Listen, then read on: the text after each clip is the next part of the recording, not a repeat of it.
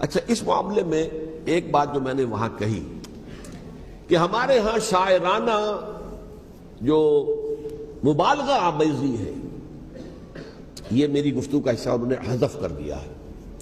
اور میں نے ایک سنی شاعر، بہت بڑے عالم، جن کے حوالے سے آج بھی میری تقریر ہوگی خالق جناح ہال میں، مولانا محمد علی جوہر کے ایک شعر کے حوالے سے کہا کہ قتل حسین اصل میں مرگ یزید ہے، اسلام زندہ ہوتا ہے ہر کربلا کے بعد. میں نے کہا بالکل محمل شعر ہے، اسلام مرا ہی نہیں تھا، زندہ ہونے کا کیا سوال. اور اگر کسی درجے میں مزمحل یا زخمی ہوا تھا تو وہ تو رہا، کربلا کے بعد بھی رہا، یزید کی حکومت بھی رہی، بنو امیہ کی حکومت بھی چلی، کوئی تبدیلی تو نہیں آئی. یہ کیا کہہ رہے ہیں؟ اسلام زندہ ہوتا ہے کربلا کے بعد. میں نے کہا اسلام مرا نہیں تھا. جیسے میں نے یہ کہا کہ ملوکیت جو ہے وہ اب شروع نہیں ہوئی، ملوکیت تو 20 برس پہلے شروع ہو چکی تھی حضرت امیر معاویہ کے. لیکن ظاہر بات ہے کہ حضرت حسن نے، حضرت حسین نے اس کو قبول کیا، اور حضرت حسین نے تو پھر 10 سال تک ولی عہدی جو تھی چاہے بیعت نہیں کی، لیکن اس کے خلاف میدان میں آ کر چیلنج تو نہیں کیا. اس اعتبار سے یہ معاملہ جو ہے اسلام زندہ ہوتا ہے کربلا کے بعد، یہ بے تکی بات ہے. ہاں، حضرت شاہ اسماعیل شہید رحمۃ اللہ علیہ کی اگر میں تشبیہ کو، تمثیل کو سامنے رکھوں تو اسلام کی عمارت 6 منزلہ ہے، 6ٹھی منزل ٹاپ کی وہ گر گئی، 5 منزلیں انٹیکٹ تھیں، اسلام مرا نہیں تھا. عدالت میں شریعت کے مطابق فیصلے ہو رہے تھے، قاضی تھے، مفتی تھے، شریعت نافذ تھی، اسلام کہاں مرا تھا. جبکہ خود کہہ رہے ہیں علامہ کلب صادق کے ایک مفتی کے فتوے سے حضرت حسین کو قتل کیا گیا. اب وہ مفتی کی رائے، اس کی بدنیتی ہو، جو بھی ہو، وہ جانے، اللہ جانے، لیکن عام مسلمان کیا کریں. اس پہلو سے اسلام مرا نہیں تھا. ہاں، ایک منزل گر گئی تھی، وہ گری رہی، 1000 برس تک گری رہی، یہاں تک کہ آ کر مغربی امپیریلزم نے اس کے گرایا، ملوکیت کا معاملہ ختم کیا، اور وہ جبرین ملوکیت دوسری آ گئی. ورنہ وہی بادشاہی چلی ہے.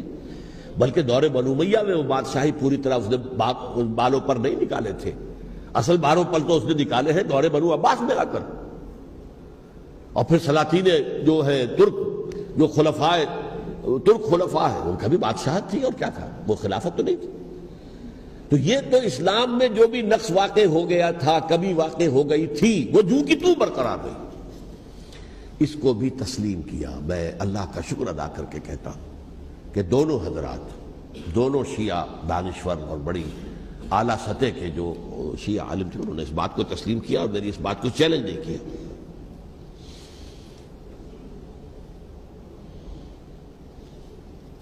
اصل میں تیسری بات میں نے یہ کہی کہ دیکھیے حضرت حسین رضی اللہ تعالی عنہ کی اس شہادت کے بعد، اس کے بعد واقعہ حرہ بھی ہوا، جو واقعہ کربلا سے بھی بعض اعتبارات سے زیادہ بھیانک اور زیادہ گھناؤنا واقعہ بنو امیہ کی تاریخ ہے، جس کو لوگ جانتے ہی نہیں. مدینہ کے کچھ لوگوں نے بغاوت کی اور انہوں نے اس کے خلاف فوج بھیجی، اور فوج کو جب مدینہ فتح کر دیا، 3 دن کے لیے حلال کر دیا، جو چاہو کرو، یہاں جسے چاہو مارو، جسے چاہو لوٹو، جس کا گھر چاہو برباد کرو، جس عورت کو چاہو ریپ کرو. اور یہ مدینہ النبی کے اندر ہوا. تو کاٹ کھانے والی ملوکیت کے اندر بہت سے واقعات ہوئے. عبداللہ ابن زبیر کھڑے ہوئے، انہوں نے حکومت قائم کی تھی، لیکن یہ کہ وہ تو 6 سال کے لیے کامیاب بھی رہے، ایک حکومت قائم کی، بنو امیہ کے ہاتھ پر بیعت نہیں کی، بالآخر ان کی حکومت بھی ختم ہو گئی. پھر حضرت زید کھڑے ہوئے، انہوں نے بغاوت کی، وہ بھی ناکام رہ گئے. پھر بنو عباس میں کھڑے ہوئے حضرت نفس زکیہ، حضرت حسن رضی اللہ تعالیٰ عنہ کی اولاد میں سے، وہ بھی ناکام ہو گئے، شہید ہو گئے.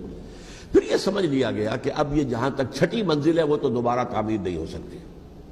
یہ تو جس کی لاٹھی اس کی بھینس، جس کے پاس طاقت ہوگی اس کی حکومت ہوگی، جس کا قبیلہ زیادہ قوی ہوگا، جس قبیلے میں زیادہ عصبیت ہوگی، مضبوط ہوگا، متحد ہوگا، طاقتور ہوگا، اسی کی حکومت ہوگی. البتہ اس کے نیچے لوگوں کے اخلاق کی اصلاح کرو. صوفیاء کرام نے وہ کام اپنے ذمے لیا، اور بالکل وہی کام ہے کہ جو ائمہ اہل بیت کرتے رہے. حضرت حسن کی اولاد میں پھر حضرت علی بن حسین رضی اللہ تعالی، حضرت حسین کی اولاد میں پھر امام محمد باقر، امام محمد جعفر صادق، اور اس کے بعد بھی 5 اور. کسی نے بغاوت نہیں کی. جیسے علماء کرام کام کر رہے تھے، اور جیسے صوفیاء کرام کام کر رہے تھے ایسے ہی وہ مسلمانوں کی علمی تربیت، روحانی تربیت و تزکیہ کر رہے تھے. کسی نے حکومت کو چیلنج نہیں کیا. نوٹ کر لیجیے اس بات کو. حضرت علی نے بھی چیلنج نہیں کیا تھا، حضرت حسن نے چیلنج نہیں کیا، خود صلح کر لی. تو ائمہ اہل بیت جو 12 یہ گنتے ہیں، جن میں سے آخری جو ہے حضرت مہدی کو تو ابھی ظاہر ہونا ہے، ان کے عقیدے کے مطابق وہ روح پوش ہیں، وہ ظاہر ہوں گے. لیکن 11 حضرات کے بارے میں یہ کہ حضرت حسین کے سوا کسی نے بھی چیلنج نہیں کیا وقت کے نظام کو. اور حضرت حسین نے بھی اس مغالطے پر کیا کہ کوفی ساتھ دیں گے، اور یہ موقع ہے کہ یہ جو 6ٹھی منزل اسلام کی گر گئی ہے اسے دوبارہ تعمیر کر دیا جائے. انہوں نے خلافت کا دعویٰ نہیں کیا تھا، یہ انہیں عوام کو مغالطے میں مبتلا کیا گیا کہ یہ خلافت کا مدعی ہو کر سامنے آیا. جیسا کہ میں نے آپ سے کہا تھا، امیر معاویہ نے حضرت علی کے عہد خلافت میں کبھی خلافت کا دعویٰ نہیں کیا. مدعی خلافت نہیں تھے وہ تو یہ کہتے تھے کہ قاتلان حسین جو ہے، قاتلان عثمان کو سزا دو، قصاص دو، بس. اسی طرح حضرت حسین نے بھی، اب دیکھیے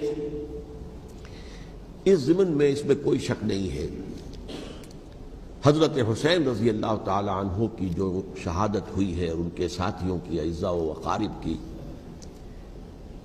تاریخ انسانی میں یہ عزم، ہمت، شجاعت، مثابرت، صبر، استقلال، استقامت، اس کی بہت روشن مثال ہے، بہت روشن مثال ہے، بہت روشن مثال ہے.